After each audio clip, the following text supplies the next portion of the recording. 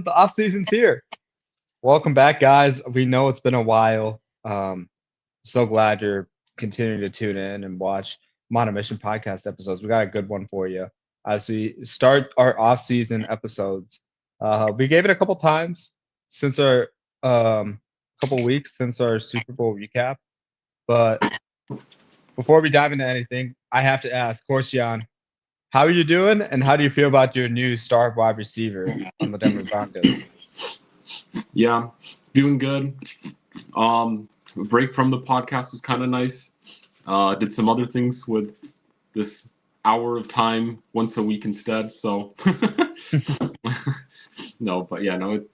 doing good. And with that, with the today that the trade for Jaylen Waddle just went through for the Denver Broncos. I'm pretty happy about it. Seems like the overall NFL fan base community or whatever is calling it like a wholly overpay. But I mean, like, I don't know what like they would value Jaylen Waddle at, because realistically it's like Broncos give up a late first round pick. They give up a third rounder and then a fourth rounder, but then they get the Dolphins fourth rounder back. So it's either we're moving back a little bit in the after the third round or moving up in the fourth round. So it's really just two lost picks, and then either moving back or forward in one direction based off how you value, I guess, that third or fourth round that the Broncos are giving up. But Jaylen Waddle, within his own draft class, Jaylen Waddle is one of the most exciting prospects that I was looking forward to seeing in the NFL. I thought he was probably the most electric wide receiver, potentially the most electric wide receiver in that class. And so the fact that he's on the Broncos right now was really exciting. And so now it's like the Broncos have like two top 10 picks or something from that draft class, both who are considerably good football players too. So I'm obviously excited about that. And then it adds like a complete new dynamic to this Broncos offense that, guys like Marvin Mims would have his moments. Troy Franklin would not have his moments. Pat Bryant looked like he could be a budding potential starter, and then Cortland Sutton is, good in traffic as always. But I saw a stat where it's like the area where Jaylen Waddle was targeted most within the Dolphins offense. It was like the intermediate passing range or whatever, which he had most of his targets. But then it's like for Cortland Sutton, Marvin Mims, Troy Franklin, Pat Bryant, I think they were all around that 10% target range of 10% of the targets were in that intermediate range. So it's a completely new dynamic added to this offense, which I think will add the layering concepts that I think was desperately needed for the Broncos pass game. Yeah, absolutely. I'm a big Waddle believer. I don't think he was utilized to the full extent he was Miami just because he had Tyreek. But this is a guy who's instantly going to upgrade what the Broncos want to do horizontally and with speed. And not to mention vertically. He can be guys like J.C. Horn all the way down the field on vertical routes. You saw him do that all the time. So to have him right across from Cortland Sutton, I love that fit. I think he's going to be great for the Broncos, who I believe finished 14th in offensive points per game last season. I think no matter what happens, it's a great fit. So you have a guy like that, and then think about Davis Webb. Like, he's being elevated into an offensive coordinator position. With that, you're gonna need all the weapons you can get, considering that Mims, Troy Franklin, Bryant, they all haven't developed at the level you had hoped. Now there's still promise for some of those prospects, but Waddle, you get a surefire guy, considering you finished your season the conference championship. And on top of the value too, if you think about their first and third round picks, I believe it's from this season, right? Yeah, it's both from this season. So the first round pick is essentially a really early second, and then the third round pick is the same case. So really, if you want to think about it, the Broncos sacrificed those picks, yes, but they kind of moved up 15 spots. I don't know where the Dolphins finished. They moved up 15. Dolphins to the 9th. 11 is their draft pick slot in the 4th. In the 4th? Oh, okay. Must be with the comps and stuff. So, yeah, like that's a significant upgrade where the Broncos could still get a potentially top 100 player from this year's class to upgrade, and they prioritize using all their money on their team. They haven't done any external free agents, so they're banking on their cap allocation going to their team, which again finished in the conference championship this past season. So they feel like they're really close to make a move like this, and I don't blame them. Their defense was lights out. You pretty much retain most players on their defense, and your offense just needs to get a little bit more explosive because your common complaints with them were they would start way too slow and they wouldn't wake up until the fourth quarter. This is a guy who on third down can be a go-to guy. Yeah. It doesn't matter what part of the field. So. Yeah, and like I saw some people like dissing on Jaylen Waddle stats over the past couple seasons, but I'm like, this is the same Miami Dolphins offense that in 2024, Tyreek Hill had sub 1,000 receiving yards while playing a total of 17 games that season. So he played the whole season, and Tyreek couldn't even get to 1,000 yards. And I'm like, and that's the year after Tyreek had the 1,800 receiving yard season as well. And so when people talk about like, oh, like he hasn't been good in a while, the Dolphins' pass attack has not been good for a while.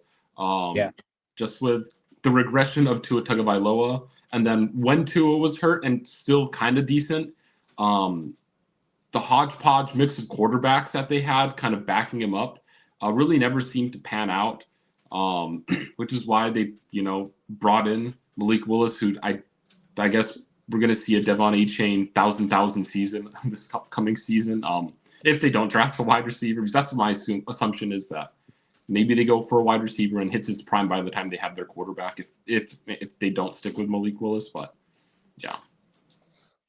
Well, yeah, they don't draft a wide receiver, but I don't think that's happening because look, this is their list of picks. Not like I'm not including the fourth round here. These are all like their initial picks. Number 11 overall, first round. Number 30th, first round, Broncos pick. Number 43 overall, second round. Then the third round, 75, 87, 90, 94.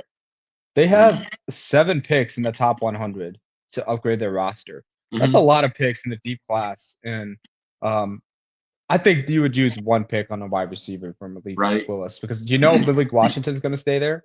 You know Devon A-Chain. That's about it. Everybody else is kind of fair game for the Dolphins to upgrade there. So I think at some point they're definitely picking a wide receiver. But yeah, if you have your stock in Devon A-Chain, they just went way up because he's never used a ton. Yeah, because I don't know if you're aware of the current remaining pass catchers on the team, but as of right now, at least, because obviously you still have a lot of free agency to gun the draft to go, but their current starting tight end on ESPN is listed as Greg Dulcich, who's formerly cut by the Broncos and was cut by the New York Giants. And then their wide receivers is number 1 is Malik Washington, which I am excited to see what his potential is. But then number 2 is Jalen Tolbert. Then we got Tutu Atwell, then Theo Wease Jr., and then Taj Washington, and then Terrace Marshall as their wide receiver 6. And so, love the ghost of Terrace Marshall, who I was high on. Yeah, who everybody in the world was high on, because he's like, dude, he's still not even old, I think. Like, well, he was the next LSU great receiver, man.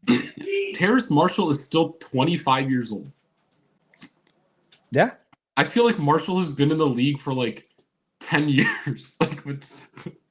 But no, he was drafted as a really young player, and so that's kind of it. But yeah. But yeah, I think if you're the Dolphins, you had to make a move like this because of the amount of first round picks you had to upgrade the roster. It's a tough move, and I'm really curious to see if they draft a quarterback, even though they have Malik. Like how high do they rank Ty Simpson? Because if you listen to guys like Dan Orlovsky, he thinks Ty Simpson is like 1B in the draft class of Fernando Mendoza. And I don't know if I can fully disagree with him. Like, just on limited watching. Like, I think Aaron Nussmeier, like there's some of these guys where I feel like nobody's really high on going into the draft, but I could see a Mhm. world where they're like capable starting quarterbacks. And I'm wonder where the Mhm. Dolphins are gonna value this. Do you give Malik like just a full year and just whoever the backup is, they're scrubs because they're giving Malik a chance, Mhm. and then you use all these picks this year to upgrade the Mhm. roster around your 2027 NFL quarterback, whether that's Malik or somebody else? Or do you just get a quarterback now, get him a year behind Malik, and make Mhm. sure he's ready to go 2027, and you Mhm. just have to spend one pick on it? It's a very interesting like philosophy the Dolphins are about to endeavor. But what are your thoughts on that? Looking on the other side. Yeah. I think it would be quite the questionable move to go for quarterback. I mean, when you have I think so many issues on your roster for your team right now, like I feel like this is a team that has potential, like that might have some of the highest roster turnover over the next season or two in terms of like who they want to keep around. Um, and I think a lot of people regard next year's draft class, to, at least in terms of quarterbacks, to be a stronger class than this one is just as a whole. And so, it's like it is an option, but then it's like, what? I mean, Willis isn't getting like all like superstar level money at the quarterback position, but you're still paying him a decent chunk. And then it's like he's like the hottest quarterback free agent, and so I feel like there was some discussion of like his longevity here, and because I think if that was a question of if they were going to draft someone under him, I don't think he would have chosen Miami necessarily to be like his choice of team to be playing at right now. And currently the backup is Quinn Ewers. He Yeah, was just drafted by the Dolphins. So like yeah. Well, he sucks, but yeah. but I mean, hey, the current regime the new regime might not see it that way. Maybe he's stuck under McDaniel. And like he's shown flashes in Texas. And yeah, I agree. You've seen the highs and the lows with him. But if you're a new regime looking into it, both the GM and the coach came from Green Bay. They've seen Malik all this time. Maybe they fully believe in him and like not worried about drafting a QB because it's Malik. Yeah. That's possible part of the take here. And then they're looking at the back and it's like, okay, Quinn Ewers has potential. We just need to have the right structure around him. We have no need to draft a quarterback. But Yeah. Well, I mean, like, it is yeah. Yeah. Go ahead. Well, I was just saying, like, I mean, from a backup perspective, sure, you can keep Quinn Ewers, but I mean, the reality of the situation is you're a 7th-round pick that really didn't play well when he given the opportunity, and it was enough to the point where your coach got fired. They brought in a different quarterback from free agency, and it's a new coaching staff change. And typically, like at the very least, Quinn Ewers was a Mike McDaniel guy. It was the guy that Mike McDaniel in some capacity wanted versus this whole new regime of coaches. I mean, sure, they could potentially like what they've seen in Ewers, maybe in college, maybe a little bit whatever flashes he had in the NFL. But ultimately, it is a different coaching staff here, and so odds are of a 7th-round pick being in their long-term plans, at least to be a active contributor to the starting lineup, statistically is a very low chance for a quarterback of that draft capital. But like, That's a very ChatGPT like answer. Yeah. Well, I mean, like, what if I'm like, he's a 7th-round guy that wasn't very good because again, the whole situation that I explained, coach got fired. They brought in a quarterback from free agency on a 3-year deal. And we're already talking about who do they draft is like, would they draft a quarterback, which means that like he's at least so out of the picture, even that we went to drafting a quarterback either this year or next year before even thinking about Quinn Ewers. And so like, right. And we have no idea how the coach and GM view it. I'm just saying it from a perspective like Miami, you invested so much in Tua, that didn't work out. So now you're looking for your next quarterback. You think it's Malik, but if I'm running an organization, I don't want to put my confidence in one player. We saw how that worked with Deshaun Watson, right? And I know that's a completely different situation, but we've seen, and we'll get more into this as we're talking about free agency moves that we like or dislike. we've seen when teams go all in on one player or two players that it doesn't work out because they don't have a backup plan. Just look at what happened with Atlanta. They and we've seen it the other way too, meaning Atlanta, where they did everything you're supposed to from like let's find our future quarterback with Kirk and drafting Michael Penix. And they're kind of in the situation now where they're having Penix and Tua compete for the starting job. So all I'm saying is I'm curious to see how the Dolphins address this.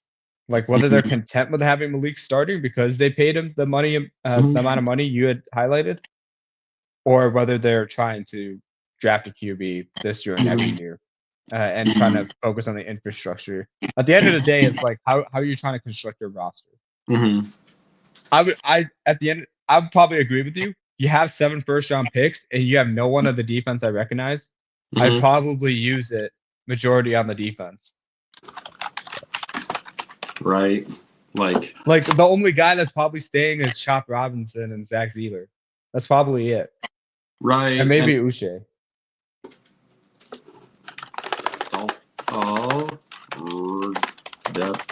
And like even then, like Chop Robinson hasn't quite been the guy that I think they've been wanting either, you know? And so like it really is just a mess of a team on the defensive side. Even on the offensive side, like I mean, sure, I like Malik Willis, Devon A-Chain, Malik Washington. I guess a healthy Greg Dulcich isn't the worst thing.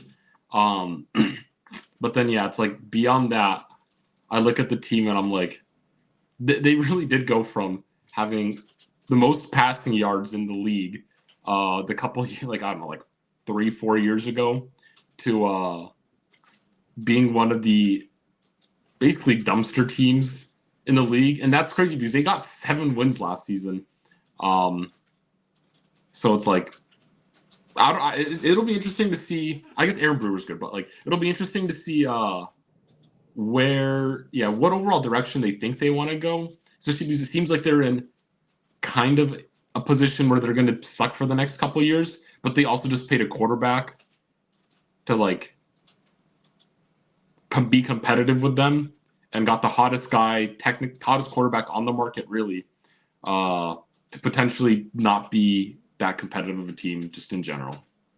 Yeah, I was about to say Aaron Brewer is the second best player on the team right now. So it's you can't have that. I love Aaron Brewer. He had a phenomenal season, but you can't have that from a roster building perspective. But hey, the reality of the situation is they probably made this move knowing that like they're not winning the division this year with Buffalo or New England in the mix, right? Use this year to try and build up as many assets as you can and go for it in 2027. That's what it looks like to me with this move. Obviously, with the roster as good as it is now, you got to make a move like that. But let's talk about a move that wasn't fated to be. The Maxx Crosby trade. That was. What is your read on the situation? Because this is really odd. A lot of people were going after the Ravens GM. The Raiders seem like they get completely screwed by this, given their kind of free agent philosophy. What? How are you reading the situation? I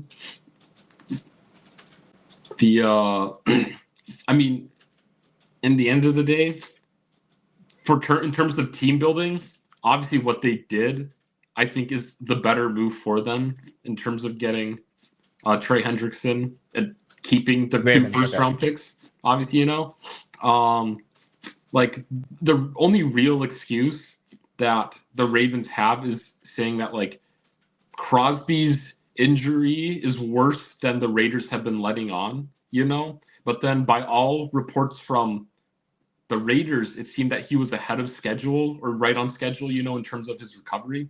And so it's like, is this like, you know, and so it's like, obviously it's hard to really know what's going on all behind the scenes, but like speculation does feel like Ravens just kind of messed up.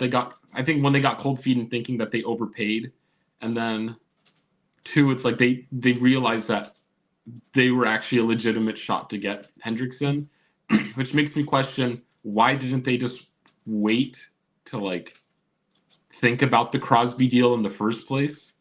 But I think option 3, which is kind of the most fun, would have been like they actually had plans to bring in both Crosby and Hendrickson and just have the craziest pass rush duo in the league, and just unfortunately he didn't pass their physical. But I don't think that's the case, but I think that's the most fun. Do you believe that was like that's what their thinking was? Do you think the third option was what they were thinking, or do you think it was a leverage play?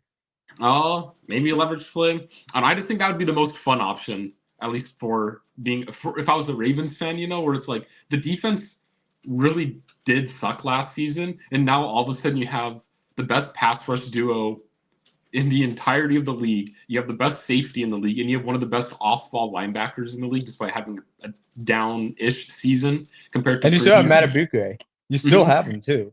And so, like, it would have been a crazy loaded lineup, but like realistically, it's hard to afford 2 top of the line, arguably top 5 pass rushers in the league on the same roster or whatever. But I think Ravens realizing they could just get a better deal by signing Hendrickson and backing out of the trade, I think is what ended up happening. But yeah, what do you think?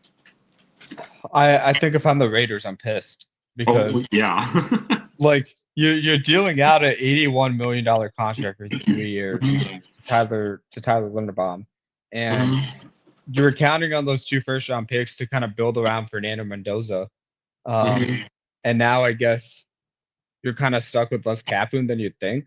But it's kind of one of those things where it's like you see that, and now you have like almost no leverage for Crosby because any deal you have going forward is going to be less than 2 first-round picks. They're not getting that unless the Bears do the Bears for Khalil Mack and just fork it over. Yeah. So, yeah, obviously for the Raiders it sucks, but for the Ravens, I think it was. This is what I think happened. I think they didn't think they were going to get Hendrickson.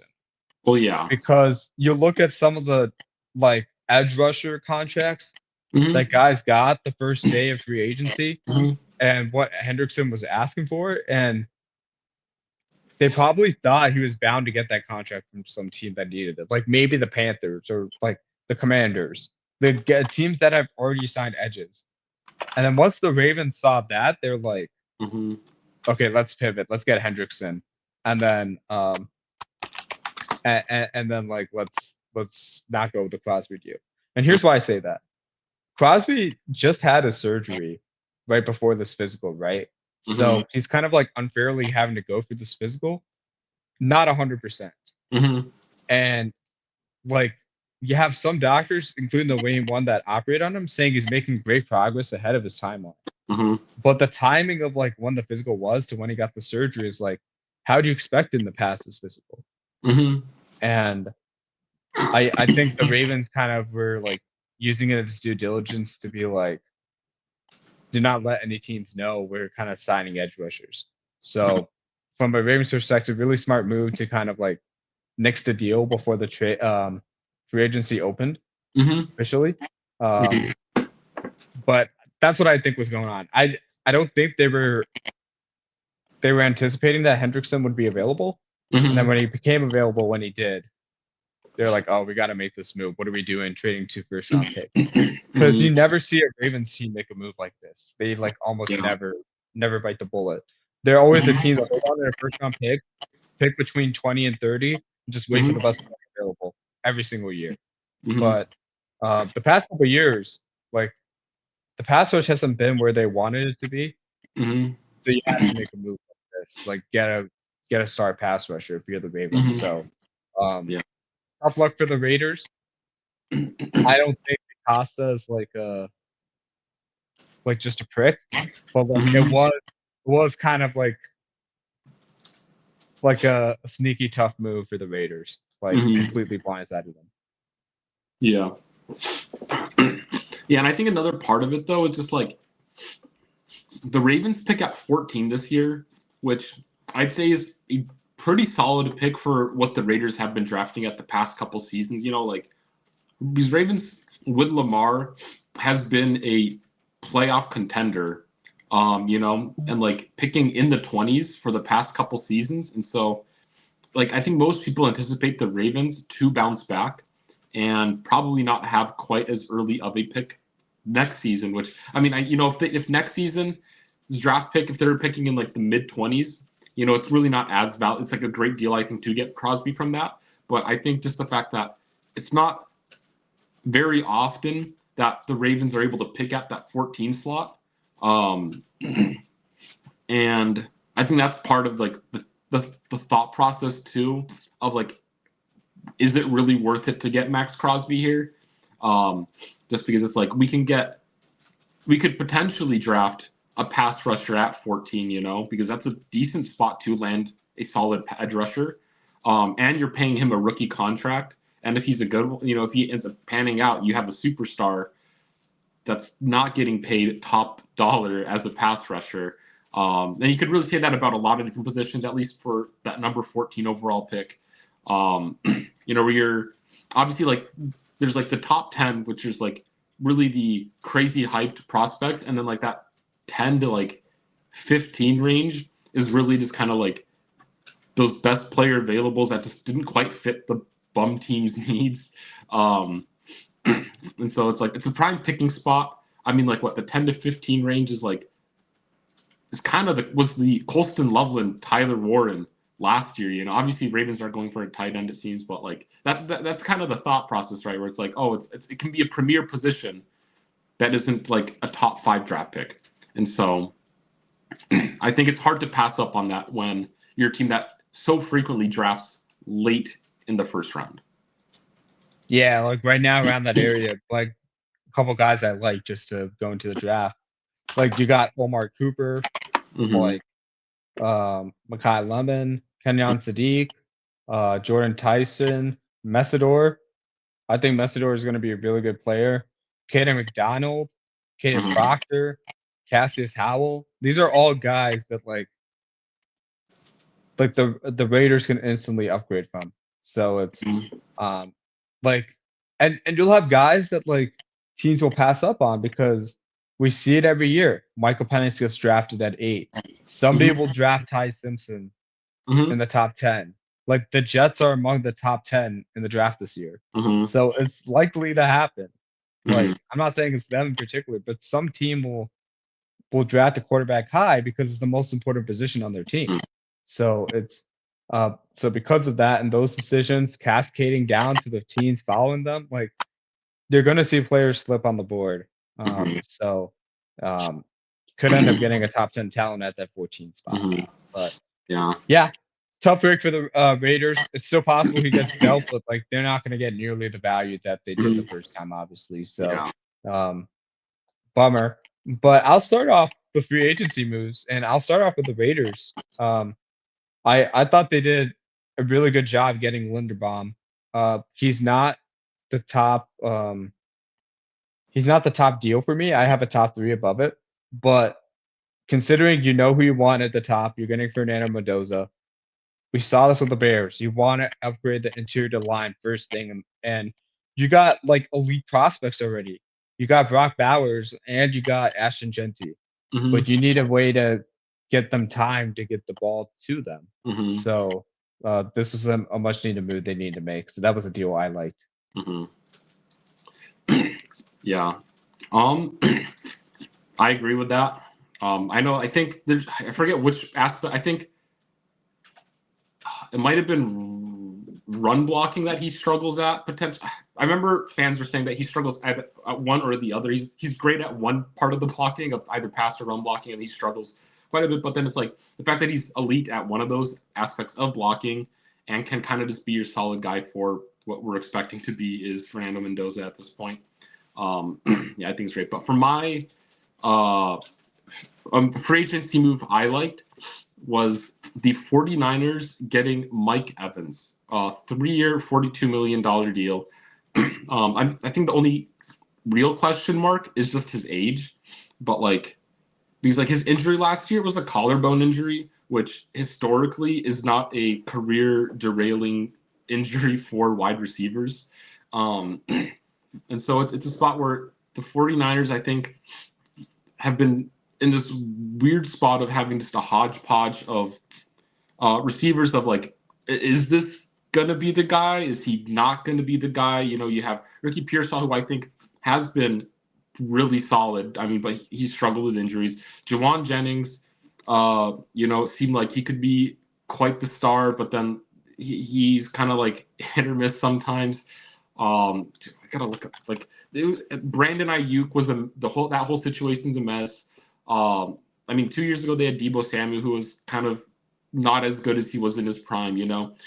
But you get a guy that you genuinely think can be, you know, a focal point, I guess, within your offense for Brock Purdy, that you can work the rest of your receivers around, which I think is a pretty good move there. And then obviously Mike Evans gets a nice bag later in his career too. And I think this genuinely does make them a more competitive team going into this season. Yeah, and you didn't even mention it's going to open up way more space for Christian McCaffrey and George Kittle. Mm-hmm. So Yeah. you love that move. It's going to Mm-hmm. like Kyle Shanahan's going to figure out ways to get him involved. Like this is the only season Evans didn't have an 1,000-yard season because of injury, Mm-hmm. obviously. He only played in like 8 games, I think. So Mm-hmm. it's hard to get to 1,000 yards in 8 games. But they still have Brandon Ayuk on the roster. I don't know if they'll release him tomorrow, but they don't plan on keeping him. So if you're doing that, and like I love what I see from Ricky Pearsall so far in his career. Mm-hmm. But having a guy like Mike Evans to sit in the shadow and learn from him a lot, Mm-hmm. I think will only help his game too. So Mm-hmm. I respect that move. I like it a lot. Mm-hmm. A lot of money also dealt out to this player considering the position. Kenneth Walker to the Chiefs. Mm-hmm. I know you hated this move with every bone in your body, but like considering the Seahawks had to franchise tag him for 14.3, Mm-hmm. the Chiefs overpaid a lot, but I feel like they had to. They just not had a great running game the past couple of seasons. Like Kareem Hunt and Isaiah Pacheco, they've been one of the least explosive players in the backfield in the league. And did you know this, Corstian? The two running backs combined had only one designed rush over 20 yards all season. That's a crazy stat. Guess how many Kenneth Walker had in the Super Bowl? A ton. How many? 2. 2. But that just goes to show in one game he had that much of impact and can bring speed, vision, patience, quickness, and contact out. Today I mentioned speed around the edge. He's going to be a significant upgrade to the Chiefs' rushing attack. They did have to pay a lot to get it done, but that's the kind of move you make if you're trying to right or wrong here. So I love this move for the Chiefs. Yeah. And like additionally for the Chiefs as well, I mean the fact that you traded away Trent McDuffie means that you're thinking of the fact that you want to spend money elsewhere, and so you know it's like sure you're paying him a ton of money. I mean this is peak Kenneth Walker value. Like he could Kenneth Walker could not have had a better playoff run or stretch of games, you know, at a better time than when he did, because literally it's like. How are you going to downplay a Super Bowl MVP, like the reigning Super Bowl MVP, on how much he's actually worth? Being like, well, actually, I don't really want to pay you that much. Like, he's like, well, I'm a Super Bowl MVP. I deserve top dollar. And most teams, I think, just have to be like, that is a valid point. Like, I guess we got to pay you decent amount of money. And that's what they do. And especially now, it's like your defense looks quite weak because I think you lost, Leo Chenal, who's one of your like good defensive players in free agency. You know, Chris Jones is getting older, and we're talking about how he's kind of regressed a little bit last season. The secondary looks incredibly weak right now. Luckily, they do have a solid draft pick. I think they pick at 9 or something. So, I mean, that's kind of the one good thing going their way. But now it's like Travis Kelce is really looking like this might be his last season, you know? And so, Rashee Rice, we'll see what happens with him. But there's a lot of question marks, I think, surrounding a lot of aspects. And I think Kenneth Walker really does add some stability to kind of like level out the offense at the very least. Because for the longest time, they're like, well, we don't have a run game. But in reality, our short pass attack is kind of like our run game just because we're so efficient at these like 5-yard gains in the passing game. Despite not even really having someone to take the lid off the defense. I mean, like, sure, you had Xavier Worthy, but like, you didn't always connect with him, and so it was like you really were dependent on these 5 to 10 yard intermediate, like short to intermediate kind of plays to get this offense going. Which obviously, when you have Mahomes, it's easier. Well, Mahomes and Kelsey, it's easier, but like now you don't have to fully rely on that, and you can actually run the ball, which is huge for them. Yeah, and I couldn't have said it better myself, but I think in some aspects they relied way too much on Rashid Rice in that regard, and like Xavier Worthy in the short passing game, and this gives them more opportunities to thrive and play action. Plus, and Eric Bieniemy coming back, he did massive work with DeAndre Swift and Kyle Monangai last season. He's gonna instantly help him out, and a guy like Brashard Smith, this is a perfect opportunity to learn from Kenneth Walker's Super Bowl MVP on what it takes to get done. So love this move for the Chiefs. Kind of sucks for Seattle. Like I'm surprised they didn't want to keep him, but then considering some of the other deals I'll mention, they've had a different philosophy. What was the move you liked? I think it was a couple one that happened today. Just let me. Here we go. I'll give you two. I'll give you two from the same team. Both of these are the Texans, and it's Braden Smith and Wyatt Teller, who they just signed on today. A big weak point of the Houston Texans was the offensive line. Like Stroud obviously played really poor football in the playoffs. That's like undoubted. Like that's just kind of what happened. But like I think like part of it was obviously on him. Like he simply didn't play good football. But I think another part of it was just the overall lack of an offensive line and protection that he had, where the run game could not get going really to save its life. And again, he just had like limited time to really get the ball out. And so now you get two guys who I think are pretty solid offensive linemen to hopefully, right the ship. And I know you retained one of their offensive linemen. Yeah. What? They signed Trent Brown back for 1 year deal. Oh yeah. Trent Brown, like he's an all right offensive lineman, but like he's easily your best one on your ragtag squad of offensive linemen last season.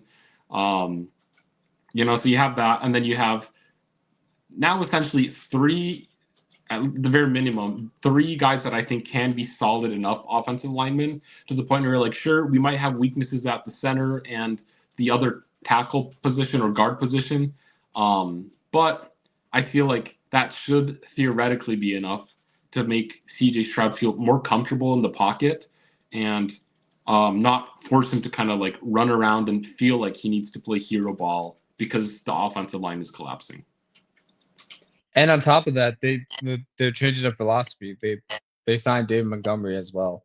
So they're kind of like understanding that they want to build their line differently. When you get a guy like Wyatt Teller, he's a mauler, and he's a guy that will help create holes, and especially like in the passing game, he's a really good pass protector.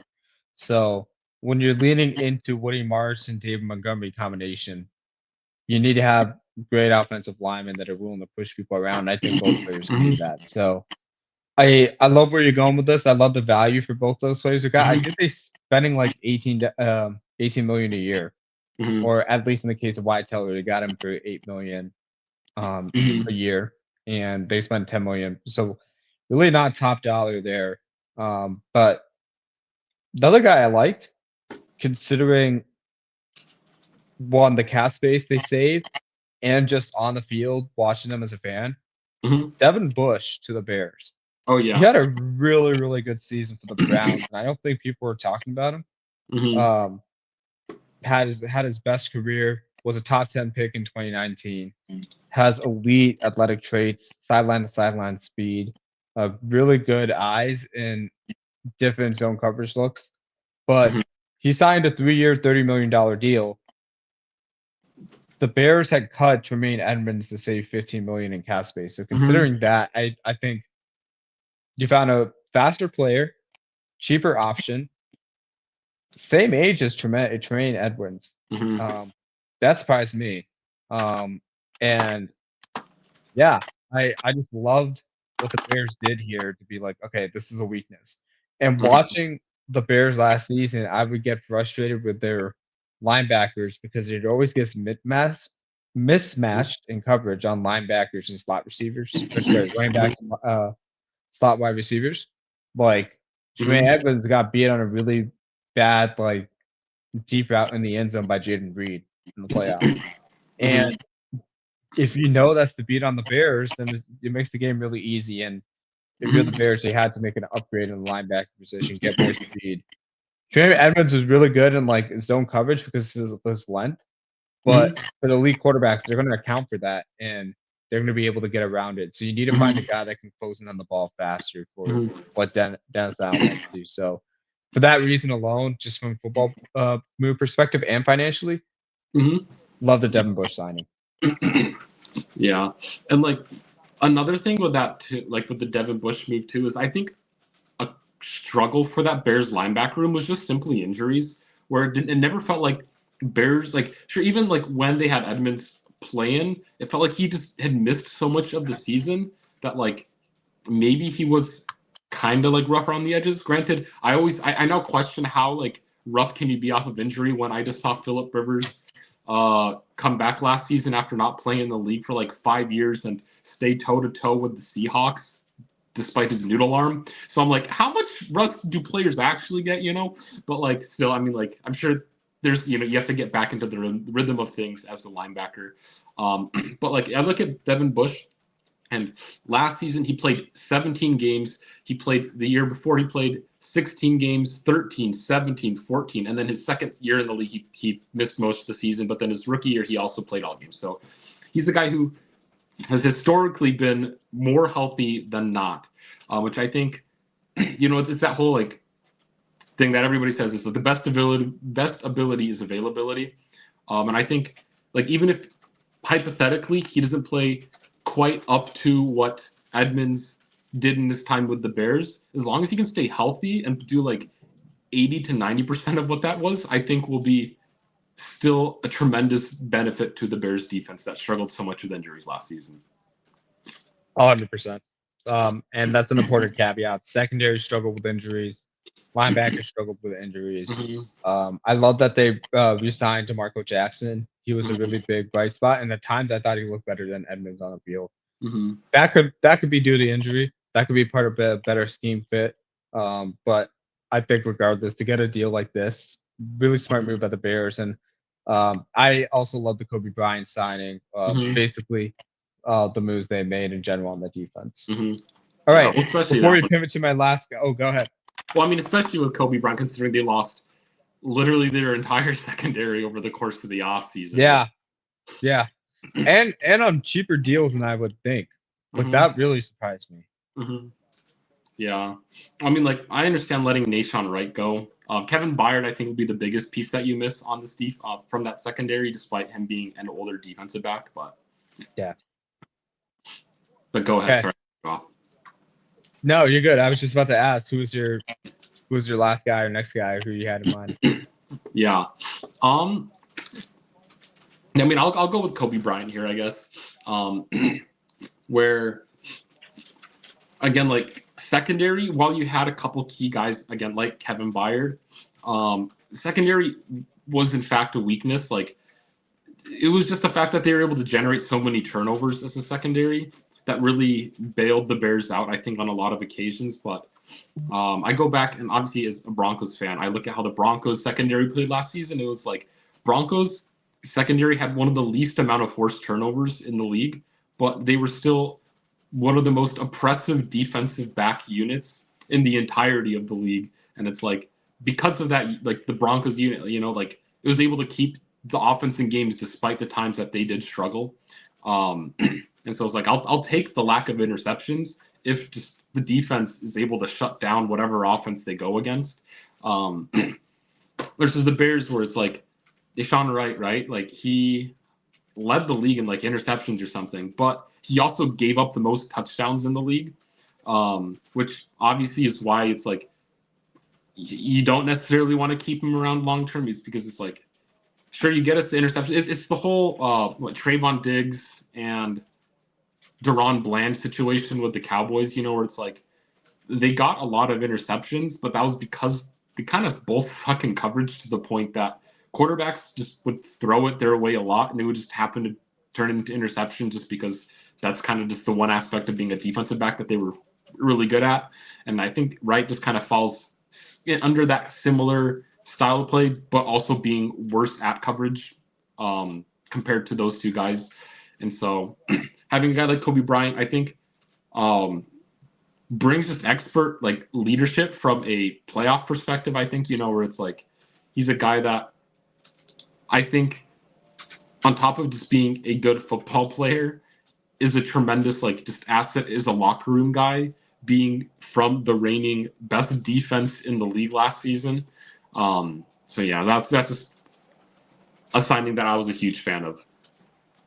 Yeah, I love the signing for them, and plus he's younger, he's more versatile. Like he fits the run really well too. Like, and I think it's a whole part of a scheme where Dennis Allen's trying to get faster and versatile on this defense. Because you saw when he had the versatility in the playoffs, we had all of his secondary players, like how good he could be from a schematic perspective. So I think they're trying to lean into that with this move. And yeah, I do want the Bears to address safety in their draft at some point, and not multiple times. But even that deal and the kid they got from Buffalo, just great. They're sticking to what they want out of this defense next year, and that's only going to be positive signs. Last year's favorite guy out of Carolina, he signed with the Steelers on a 2-year, $12 million deal. Rico Dowdle is my final and favorite signing for free agency. There are a lot of others I liked, but considering what the Steelers didn't have in the running game, and like they had to get everything they inked out of kind of Gainwell, I think Rico Dowdle is a certified in between the tackles back that will help the Steelers. Obviously, you're hoping a lot for their previous draft pick. I'm forgetting his name at the time. Caleb Johnson. But you have potentially two guys that could be physical backs, one with more experience, and then one and going into the second season, and then you can still use Jaylen Warren. But coming off of 1,000 yard seasons back to back, this is going to be a huge upgrade for what the Steelers want to do, and I'm excited on how Mike McCarthy's going to use him. Yeah. And with like the whole Caleb Johnson thing too, it's like sure like Rico Dowdle significantly worse draft capital than what Caleb Johnson had, but like it wasn't until his until 2020 it's his 7th year in the league, but he only has 5 years of playing experience, I guess, which means his first 2 seasons he didn't record any stats, and then his first 3 years of actually playing football, he really did nothing at all. And then it really wasn't until these last 2 seasons Rico Dowdle really showed that he could be a good running back in the league. And so maybe like that's the trajectory that Caleb Johnson might have. And I mean, like the fact that you have guys ahead of Johnson right now that can kind of like be the guys while he kind of develops and gets better, because like we talk about like the fall off of running backs, but I feel like that's a lot to do to the wear and tear of the position. And so it's like, sure, Caleb Johnson might be getting older, but he's not getting that wear and tear that, all the other running backs his age gets in terms of, regressing, I guess, and I guess kind of falling out of your prime sooner than every other position. And so, I mean, it's not necessarily a bad thing that Johnson may need more time to develop. And I mean, if he, I hope he does find success with the Steelers because obviously, they're the team that believed in him and drafted him in the second round. Right. And so maybe, it would suck if it took all the way till like year 4 of his deal to finally show that he has something. But that might be the case for him. But yeah, we'll see.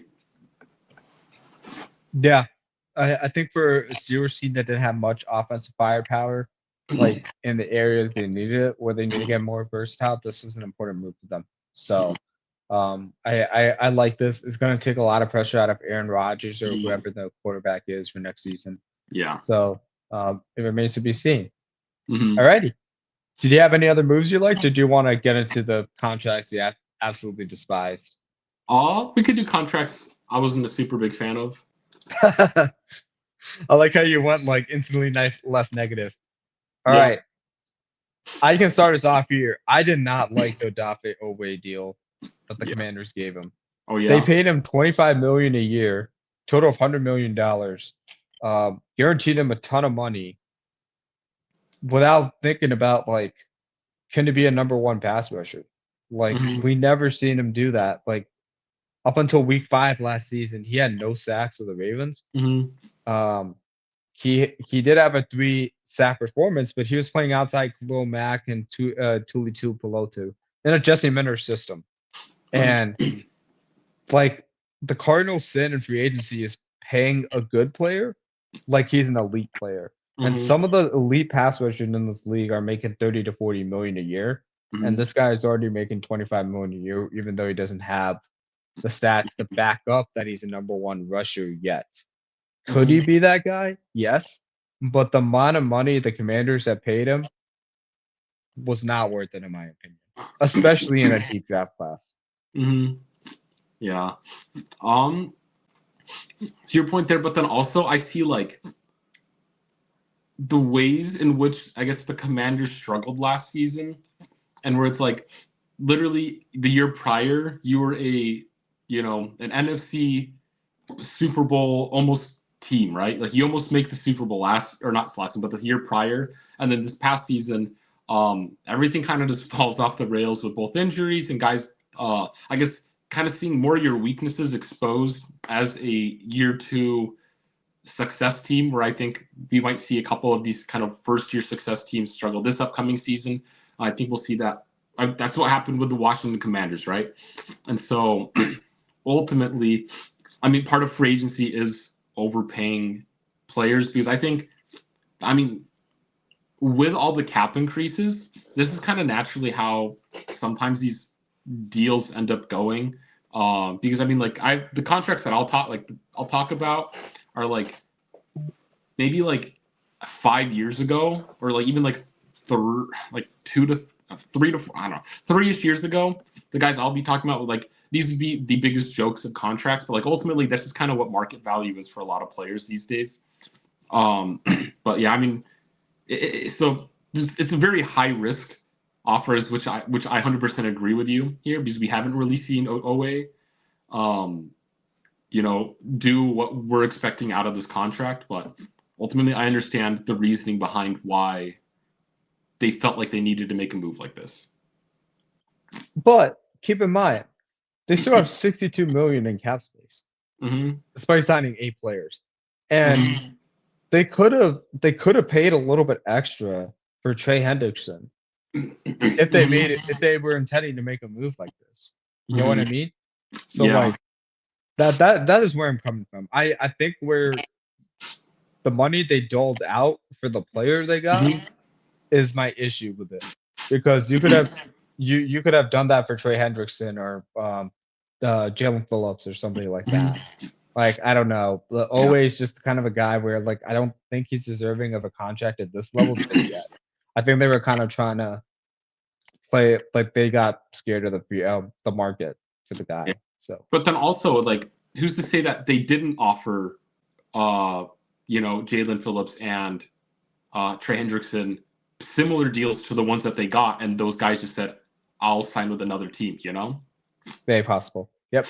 Because it's like, let's say you offer you offer a couple million more, but it's like Hendrickson's like, well, I want to play with the Ravens. I like Lamar more than I like, whatever you have to offer. Maybe I like I'm excited for the defensive scheme in Baltimore, so I'm going to stick with Baltimore, and so it's like, I mean, obviously that is a factor because, I mean, every team is wanting to get the superstars, especially when you have larger cap space, right? Because, I mean, like Seahawks have a ridiculous amount of cap space. Let's stop them from, getting the top guys, and it's like, there's this whole mix in, like, a big part of it too is sure, like, this amount of money feels like a lot now, but like by the end of his deal, like a $25 million thing for a number 2 pass rusher is going to probably feel like nothing, right? It's kind of what my mindset goes to. Right. Because, I mean, we look at the Patrick Mahomes contract when he signed it, and it was $50 million a year, and we're like, that is the craziest amount of money for a quarterback ever. Like, how are they going to build a team around $50 million quarterback? Meanwhile, like, what, the Dolphins are paying $90 million in dead cap for Tua Tagovailoa right now, so like, it's like it's contract inflation, which I mean, it just naturally happens. So, and the void years and the cap going up every single year, in the NFL. So it's like, yep. Yeah. And then I see your point. Yeah. I see your point. I just thought that the player that they signed it for, I didn't really agree with. So yeah. All right. What about you? What do you got? Yeah, because I'll go back to just one quick thing is like remember when Christian Kirk signed with the Jaguars for an 18-a-year deal, and that was like the end of the world, and like what people thought was like, dude, no wide receiver, like this is like, that's like wide receiver money is getting $18 million a year was what like it used to be, right? Yep. But now it's like wide receiver money is like the top of the line wide receivers are getting double of that essentially right now, which is kind of what it is. But funny enough, one of my things that I disliked was the Romeo Doubs contract for the Patriots, where he's making roughly $20 million a year. And I just think this year's class of wide receivers is simply pretty weak. Like, there was a couple guys I think I was excited for. I mean, like, I think the Mike Evans deal was fantastic in terms of just like how much they're having to pay him, but like it's just like, I don't know, like paying $20 million, and he's like, I found like a stat comparison thing for you here. Let's see if I, dang it. Okay, just a second. I'll be showing you 2 players' contract, or not contracts, stats from last season. Obviously one of them is Romeo Doubs. Okay, so player 1 last season had 55 receptions, 724 receiving yards, 6 receiving touchdowns, and had a 64% catch rate. And then, like, if it loads. Okay, player 2 had 65 receptions, 709 yards, 6 touchdowns, and then like a 62.5% catch rate. It's like, I mean, I don't know how easy it is for you to visualize all of that, but like, one of those stats is Romeo Doubs, and one of those is Troy Franklin. And it's like, would you say, based off that season Troy Franklin just had last season, is he worth $20 million a year? No. Right? And like, so that's kind of where my gripe with Romeo Doubs' contract is. Ultimately, I know like players will sign bigger contracts in free agency because that's just naturally how it is. But yeah, and I think it's like, I mean, like receiver, I think is a need for the Patriots, which is why you have to get him. What I think really butchered everything was Alec Pierce getting like $30 million a year. And that is why he's the second guy on my list I hated. Not the player, because I think he's a fantastic player. He was amazing for the Colts. But he's basically making slightly less than, let's see here. he's making slightly less than Terry McLaurin and like Amon-Ra St. Brown for Mhm. like comparisons. And like I don't think Alec Pierce gets the volume to be able to command that much of money right Mhm. now. Like it's kind of crazy.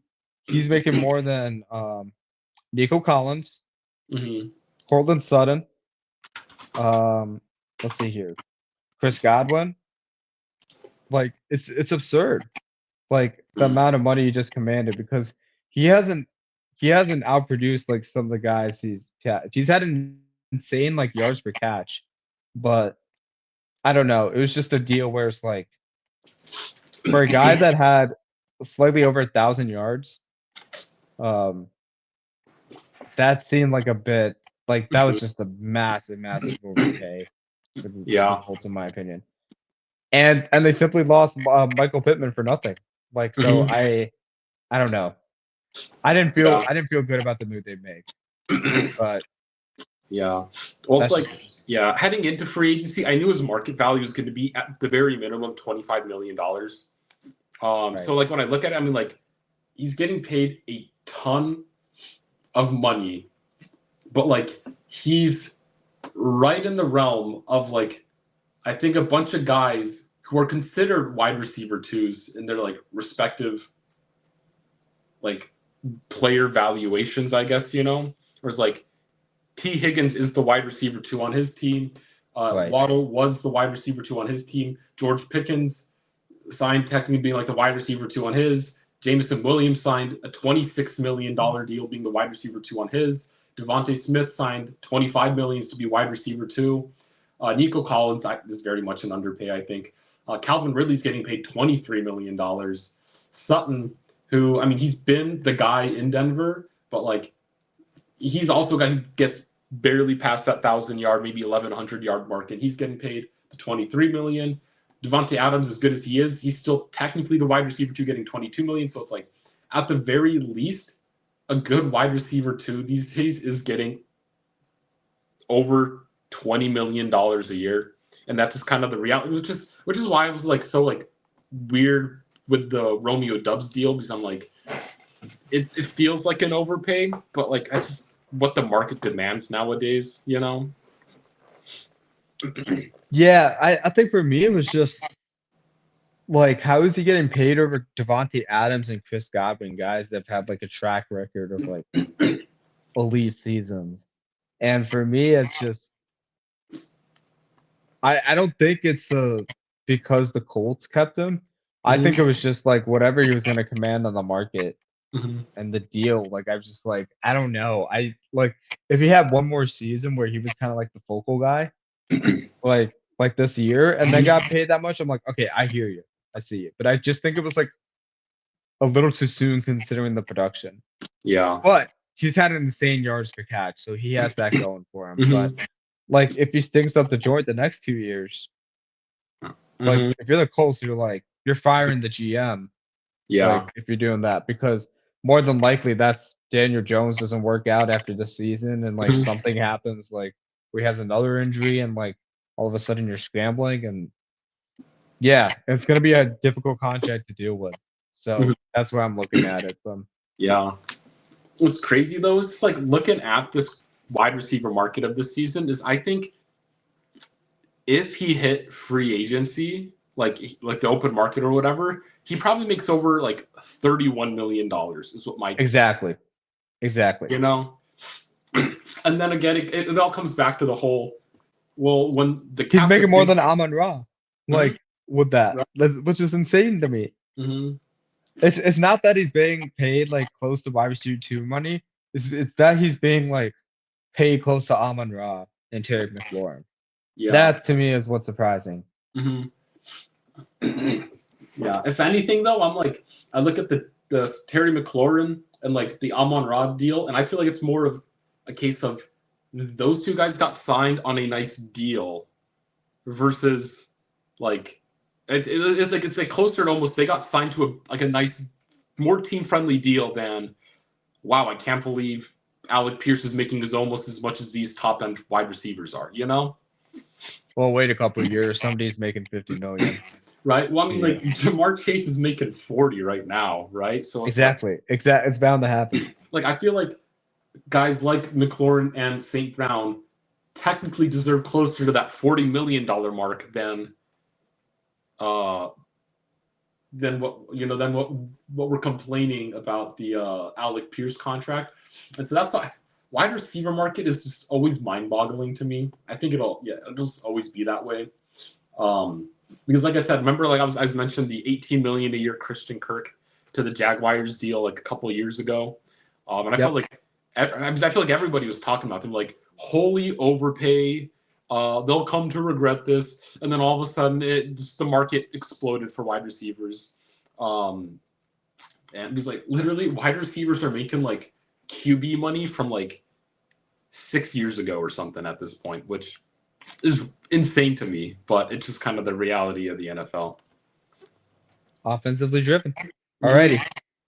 One last guy you got that you didn't like the free agency deal. Yeah.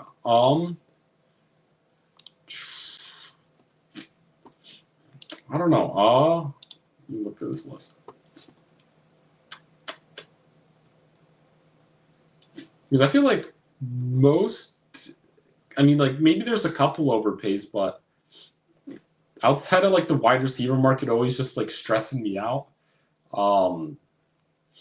I feel like teams kind of addressed a lot of needs pretty well in terms of like, keeping guys that they want. Like you could argue like Jalen Phillips to the Panthers. He wasn't really the craziest of contributors after he even moved to the Eagles, and so now you're like you're really, really hoping that he reverts back to like his prime that he played within the Dolphins still. But then it's like we've seen that once before, so it's like, and like the Panthers are in a spot where it's like, oh, we're trying to be competitive. Like we were competitive in the playoffs last year. We have a legitimate shot at the division again. And so that's like a whole situation for them. But maybe that's kind of like a stressful thing. But even then, I'm like, it's not the worst thing in my mind. I was leaning there. For me, it's Rashid Shaheed, the Seahawks.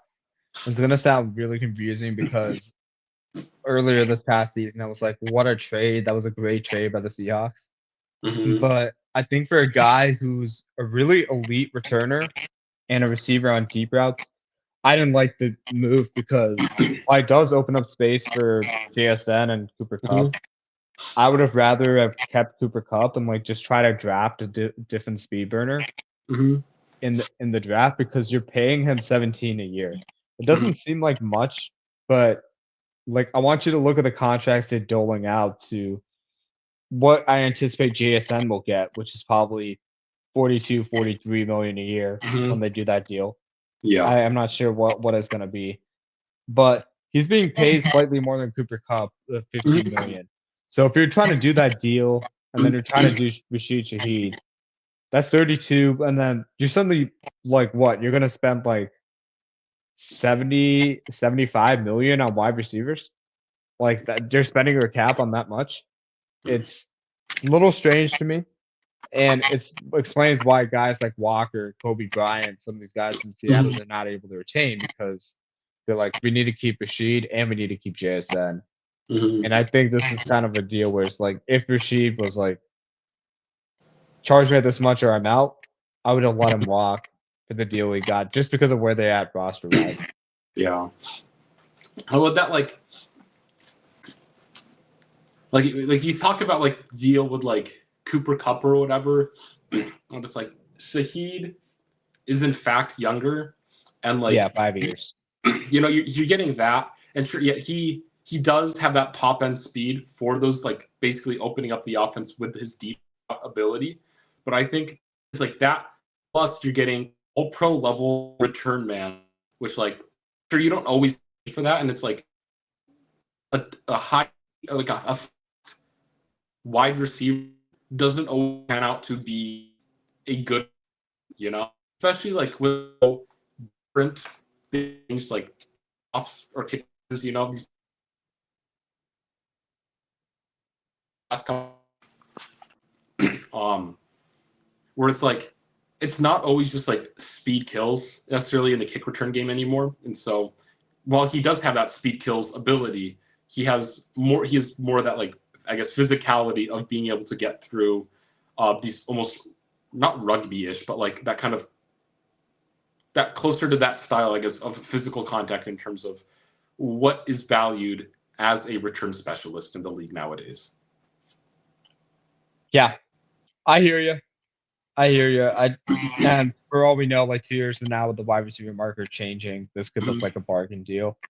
I think for right now, what he offers versus what I could have gotten in the draft for him on a cheaper deal, I would have probably offered to keep Walker.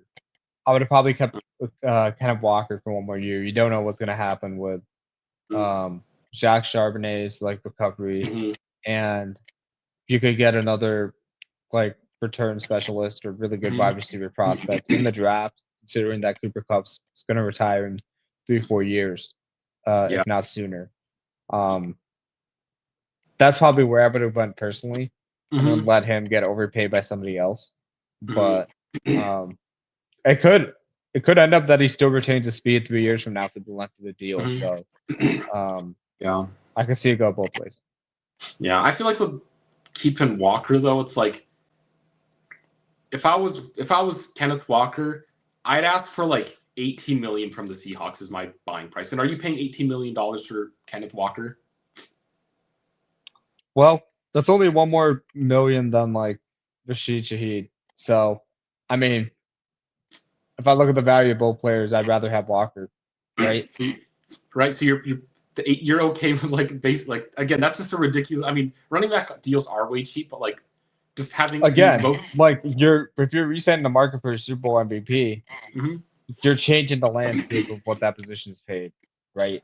So, but then it's like, I just think it's like you're paying 18 plus for multiple years too. Because I mean, like I think that's really a lot of what it comes down to is the fact that they couldn't get him to a long-term deal initially was part of it. It's like, and if you can't do that, I think there's a part of him that's like he would have liked, I think, to have a long-term deal sooner with the Seahawks, but that ultimately didn't happen, which I think just motivates him to rather test the free agency market, which I think we see a lot of guys that get franchise tagged test the market simply just because they want a long-term contract, and it's easier to get that big contract from a free agent buyer than it is with your own team. Because your team, I feel like teams personally are always nervous about the fall off of their own players and are always kind of like trying to get away with the 1 to 2 year deals. Because like, oh well, we don't know. But then a free agent signing in the open market's like,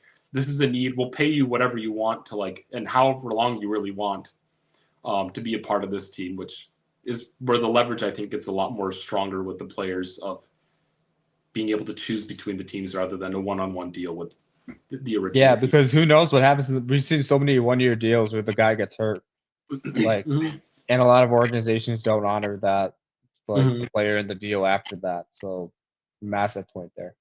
Yeah, and so I feel like that might be closer to like what ended up happening with Kenneth Walker, because I think logically too, I'm like Seahawks should have kept him, especially with how much cap space like the Seahawks had going into the free agency. They had like $60+ million in cap or whatever going into all of this, which is crazy after winning a Super Bowl.